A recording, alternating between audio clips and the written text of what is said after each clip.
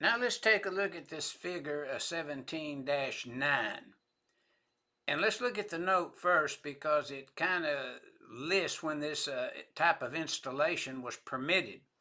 And notice the note states coming out the gate, this installation was only permitted in the NEC up to the 1993 edition. Now, what was permitted that is not permitted today? The primary conductors and the existing installation allow the disconnect to be outside a vault and disconnect the conductors to the high voltage insulators of the transformer in 450.3 where the transformers were in a vault per 450.42.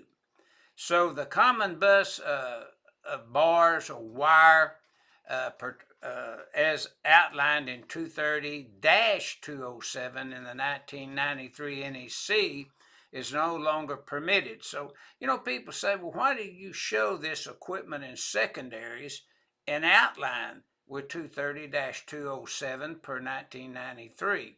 Well, it's so designers, inspectors, maintenance people, and installing electricians will know if they're out on an existing job, they may see this type of installation because it was put in by the National Electrical Safety Code at that period of time in compliance with previous editions of the NEC that were like the 1990 and NEC or 1987, but this type of installation was no longer permitted in the 1993 edition, and that's what this illustration is pointing out.